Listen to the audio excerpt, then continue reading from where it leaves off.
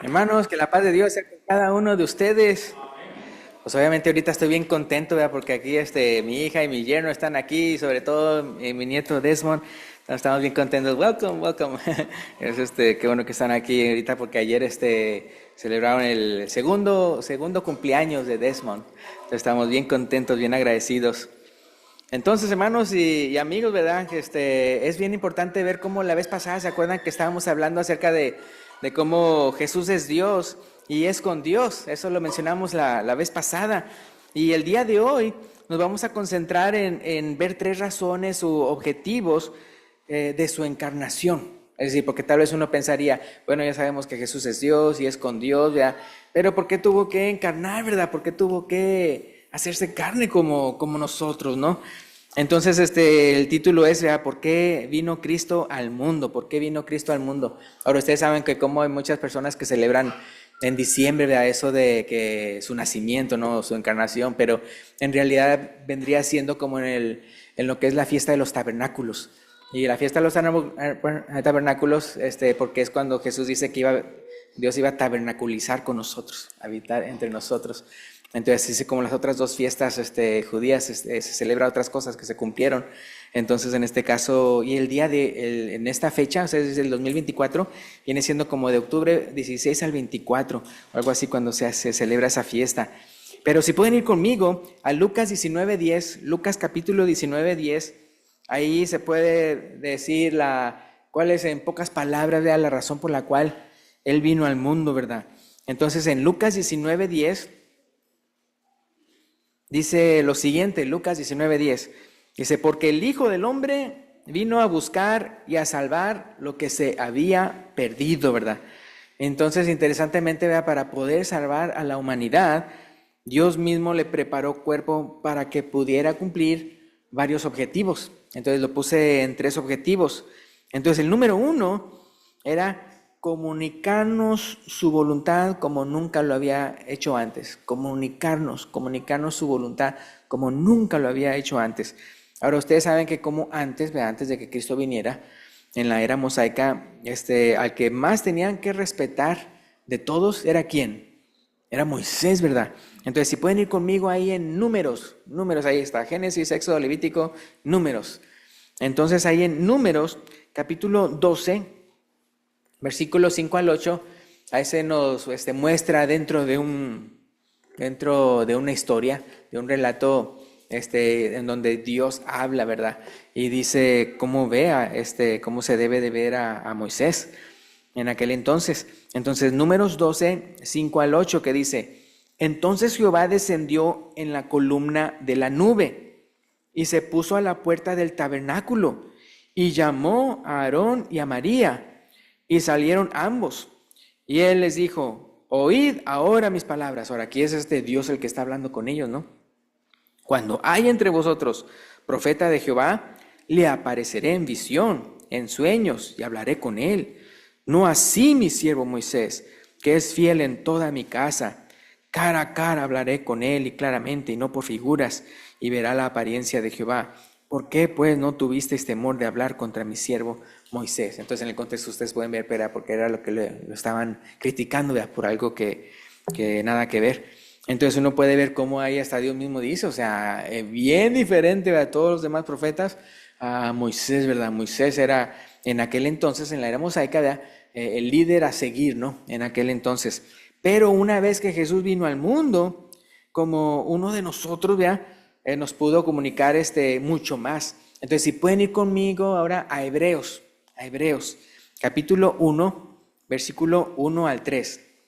Hebreos 1, del 1 al 3. Entonces ahí se explica claramente de cómo en Jesús se revela mucho más al Padre.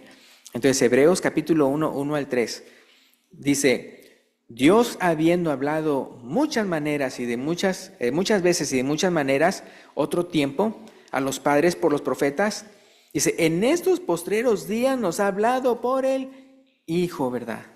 A quien constituyó heredero de todo y por quien asimismo hizo el universo, el cual siendo el resplandor de su gloria y la imagen misma de su sustancia, y quien sustenta todas las cosas con la palabra de su poder, habiendo efectuado la purificación de nuestros pecados por medio de sí mismo, se sentó a la diestra de la majestad en las alturas, ¿verdad?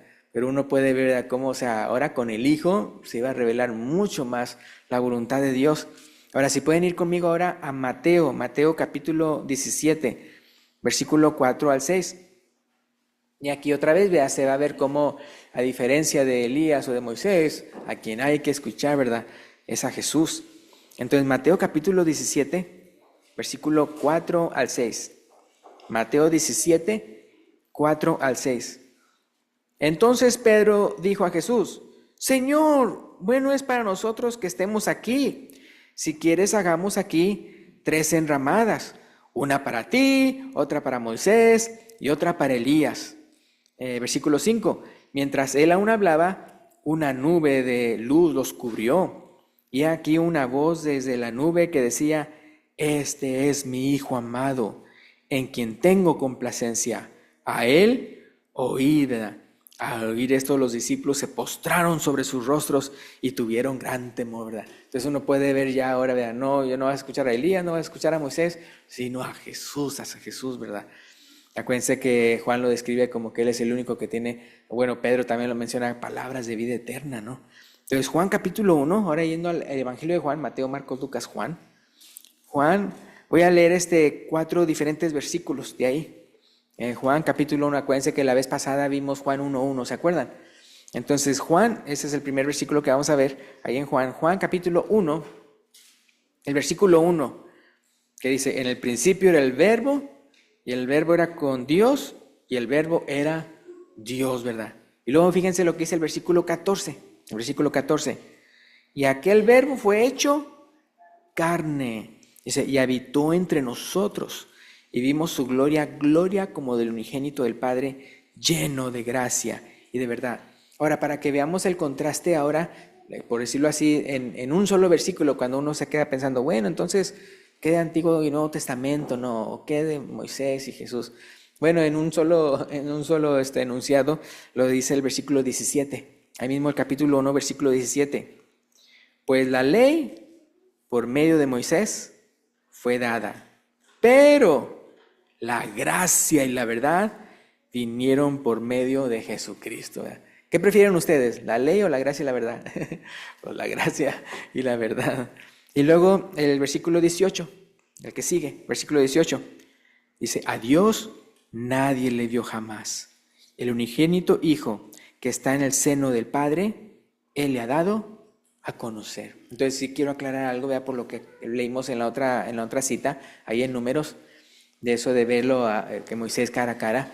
En el contexto da a entender que dice una apariencia o algo así, o sea, cuando él entraba, ¿se acuerdan que en el monte no Sión, sino Sinaí? Y el fuego y todo eso y aquello, pero no lo vio cara a cara en el sentido así como usted y yo nos vemos. Hablaba como a cara en el sentido de que él podía oír la voz y todo eso en su presencia ahí. Pero el verlo así, vea, como cuando Jesús, bueno, en Mateo dice, ¿verdad? Que ¿qué le va a pasar a los de recto corazón? Se verán a Dios, ¿verdad? Entonces algún día, vea, eso sí va a pasar, ¿verdad? Pero ya necesitamos tener cuerpos transformados y todo eso. Porque se acuerdan que hasta Moisés le pidió a Dios verlo, ¿se acuerdan? Dice, no verá hombre mi rostro y vivirá, ¿verdad? Pero entonces solamente iba a ver como una apariencia o eso, pero no verlo como lo pedía. Entonces por eso aquí, en el versículo 18, dice Juan 1:18, a Dios nadie le vio jamás. El unigénito Hijo que está en el seno del Padre, Él le ha dado a conocer. O sea, Él sí, ¿verdad? A diferencia de Moisés, Él así da tiro, porque pues obviamente Él es uno con el Padre. Entonces, como vimos al principio, ¿verdad? El punto número 1, el objetivo número 1 de por qué Él venir en carne propia y todo eso, Jesús, era para comunicarnos la voluntad de Dios como nunca antes lo había hecho, ¿verdad? El punto número 2 es muy importante, o sea, ¿por qué vino Jesús al mundo? Representar a la humanidad en un sacrificio intachable. Representar a la humanidad en un sacrificio intachable para cumplir 2 objetivos. para satisfacer la ira de Dios, o sea, pagar por nuestros pecados, y otro para destruir el imperio del diablo, para destruir el imperio del diablo. Entonces, hablando de lo primero, para satisfacer la ira de Dios o para pagar por nuestros pecados, ¿qué dice Efesios 5:2? Efesios 5:2. Efesios 5:2. Dice, y andad en amor, hablando de nosotros, andad en amor, como también Cristo nos amó y se entregó a sí mismo por nosotros. Dice, ofrenda y sacrificio a Dios en olor fragante. Por eso Juan el Bautista dijo, he aquí el Cordero de Dios que quita el pecado del mundo. O sea, él dando su vida. Pero ¿cómo podía haber dado su vida si no tenía carne? Entonces, por eso tenía que hacerse como uno de nosotros. ¿Para qué? Para pasar a ser mortal. Entonces, por eso era importante, o sea, que algo muriera, ¿no? Porque por eso tenía que encarnar. Y luego en Romanos capítulo 6, versículo 23, que estas se la saben, Romanos 6, 23, porque la paga del pecado es muerte, mas la dádiva de Dios es vida eterna en Cristo Jesús, Señor nuestro. ¿Verdad? Es por eso, porque como Él pagó con su propia vida nuestro pecado, entonces ahora nos puede llevar a la vida eterna. Y luego, hablando de lo segundo, vean que como Él tuvo que morir también para destruir el imperio del diablo. Eso lo vemos en Hebreos 2:14. Hebreos 2:14. Hebreos 2:14. ¿Dónde está Hebreos? Ya cerquita ahí de Santiago, ¿no? Hebreos 2:14. Dice, así que por cuanto los hijos participaron de carne y sangre, es decir, nosotros, Él, hablando de Jesús, Él también, ¿qué dice? Participó de lo mismo para destruir por medio de la muerte al que tenía el imperio de la muerte. Esto es, al diablo, ¿verdad? Entonces uno puede ver, o sea, era para destruir el imperio del diablo, ¿no? Entonces esa es la segunda razón, ¿verdad? Por qué tuvo que representar a la humanidad en un sacrificio intachable, ¿no? Pero entonces el punto número 3, o sea, otra razón, otro objetivo por el cual Él tuvo que hacerse carne como nosotros, es comprender en carne propia, esto es muy especial, hermanos, comprender en carne propia las luchas por las que pasamos, para poder ser misericordioso como sumo sacerdote. Entonces es como eso de un abogado, ¿verdad? Un abogado que tal vez contratamos para que nos resuelva un problema. Si él nunca ha pasado por ese problema, le interesa más su dinero que realmente resolverlo. Lo alarga y todo. Y a veces me han platicado de hermanos que a veces pues hasta se van con el dinero y no resuelven nada. Pero si es un abogado que sabe lo que es pasar por lo que uno ha pasado, no, pues ya es más atento y todo, porque él sabe en carne propia.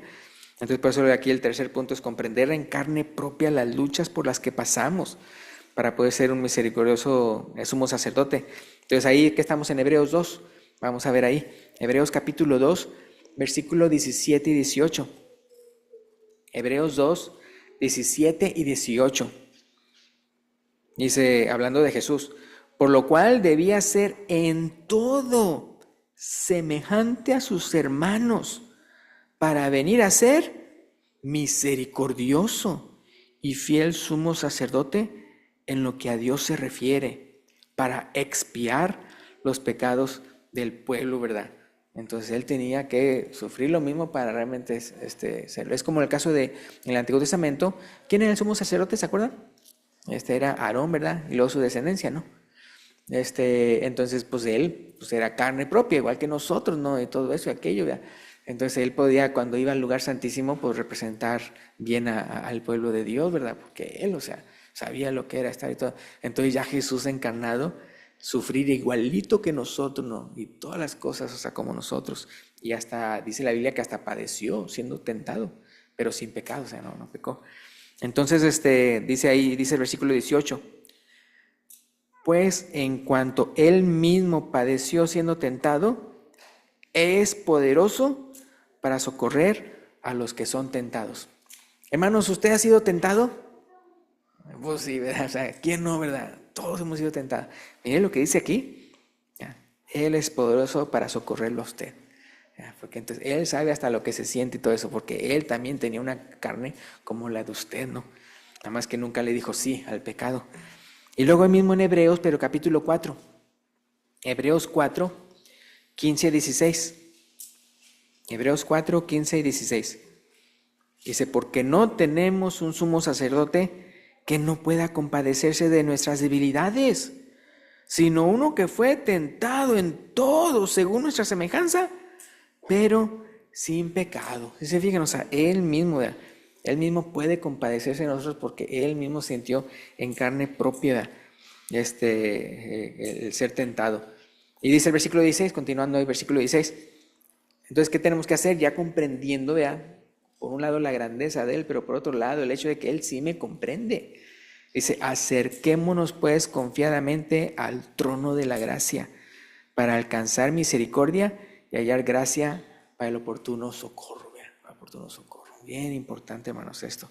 Otra vez es como cuando en la mañana hablamos que oramos al Padre, pero por medio en el nombre de el Señor Jesucristo, porque Él es nuestro abogado, como también lo dice la Escritura. Entonces, pues ya vamos a concluir este mensaje, ¿no? Con esos 3 puntos, pero algo que quiero recalcar es de cómo Jesús tuvo que nacer para poder morir por nosotros, no solamente para pagar por nuestros pecados, sino para que dejemos de pecar y así llevarnos a Dios. Muy importante, hermanos. Entonces, fíjense lo que dice 2 Corintios 5:15. 2 Corintios 5:15, muy importante, hermanos, esto. No nada más es para limpiarnos de nuestra maldad, sino también para que dejemos de pecar. Entonces, 2 Corintios 5:15, ¿qué dice ahí? 2 Corintios 5:15, dice, y por todos murió, para que los que viven ya no vivan para sí. O sea, el cristiano no puede decir, esta es mi vida, o sea, yo hago lo que quiero. No, eso dice, para que ya no vivan para sí, sino para aquel que murió y resucitó por ellos. ¿Sí se fijan? Entonces nosotros ahora vivimos, por aquel que murió y resucitó por nosotros, que fue pues Jesús, ¿verdad? Y luego 1 de Pedro 3:18, 1 de Pedro capítulo 3 versículo 18, ahí cerquita de donde están las cartas de Juan, ¿verdad? En 1 de Pedro capítulo 3 versículo 18, creo que una vez mencioné algo de esta cita pensando que lo había dicho Juan, pero no, es Pedro. 1 de Pedro 3:18, 1 de Pedro 3:18, porque también Cristo padeció una sola vez por los pecados. Eso también lo enfatiza Hebreos, el libro de Hebreos, que Él solamente murió una sola vez. Ya después Él va a llegar con nada que ver con el pecado, sino para ya ahora ser juez, ¿verdad? Y entonces dice, una sola vez por los pecados. El justo por los injustos. ¿Con qué objetivo? Para llevarnos a Dios, siendo a la verdad muerto en la carne, pero vivificado en espíritu, Entonces sí, porque murió, murió, de que murió, y todos vieron, cómo murió y todo eso, ensangrentado y todo, hasta la última gota de sangre y todo, un cuerpo que era imposible de resucitar, médicamente, científicamente era imposible, y aún así, ¡bum!, resucitó. ¿Por qué? Porque en espíritu, él nunca pecó, ¿verdad? Entonces Dios lo resucitó, entonces sí, vivificado en espíritu. Entonces Jesús nació físicamente para que nosotros pudiéramos nacer espiritualmente, para que nosotros pudiéramos nacer espiritualmente. Y con esto termino en Juan capítulo 3, si pueden ir conmigo, y con eso termino. Juan capítulo 3, versículo 5 al 7 y luego 16 y 17. Juan capítulo 3, versículo 5 al 7. Que dice Juan capítulo 3, no las epístolas, sino el Evangelio, el Evangelio de Juan capítulo 3, versículos 5 al 17. Y se respondió Jesús, de cierto te digo, que el que no naciere de agua y del Espíritu no puede entrar en el reino de Dios. Hoy en la mañana estábamos hablando de que como nosotros estamos viendo la oración, ¿verdad? Que se hágase, venga tu reino, hágase tu voluntad, como en el cielo, así también en la tierra. Y como es un compromiso, que si estamos orando eso, un compromiso de que la voluntad, pues yo primeramente la voy a hacer, ¿verdad? Si ando diciéndole a Dios que la voluntad se haga aquí en la tierra como se hace en el cielo. Yo ya me estoy comprometiendo a hacer la voluntad de Él. Entonces dice aquí, dice, no puede entrar, dice, en el reino de Dios. Entonces es importante lo que dice el versículo 6, lo que es nacido de la carne, carne es, Y lo que es nacido del Espíritu, Espíritu es. Versículo 7, no te maravilles de que te dije, os es necesario nacer de nuevo. Y luego el versículo 16 y 17, y con esto terminamos. Versículo 16 y 17. Porque de tal manera amó Dios al mundo, que ha dado a su Hijo unigénito, para que todo aquel que en él cree no se pierda, mas tenga vida eterna. El versículo 17 que dice, porque no envió Dios a su Hijo al mundo para condenar al mundo, ya estábamos ya condenados, sino para que el mundo sea salvo por él.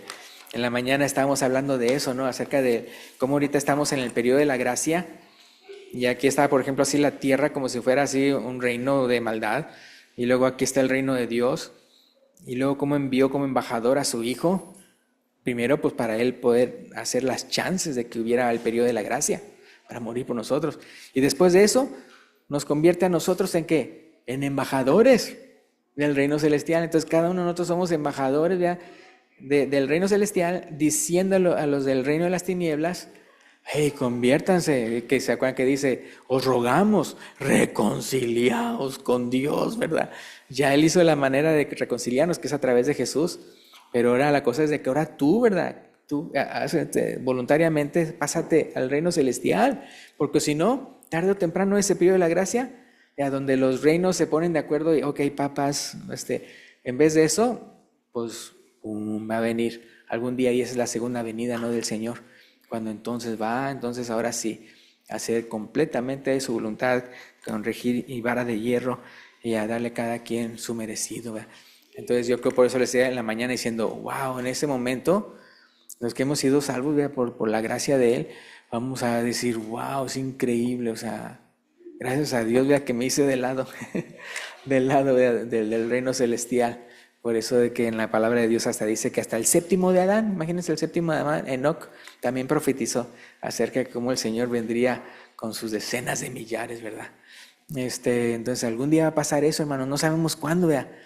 O también, ¿verdad? Que uno se vaya antes de que eso pase. Nadie de nosotros tiene el control de nuestra vida. Entonces siempre ¿verdad? Pensamos, ¿verdad? Si hay alguien aquí, entonces vea que todavía no ha entregado su vida a Cristo, ¿verdad? Que todavía no se ha arrepentido de sus pecados y lo quiere hacer el día de hoy, quiere confesar su fe en Él y quiere pasar las aguas del bautismo, lo puede hacer, ¿verdad? Se lo puede indicar cuando el hermano que trae las alabanzas el día de hoy se lo indique. Gracias y Dios lo bendiga.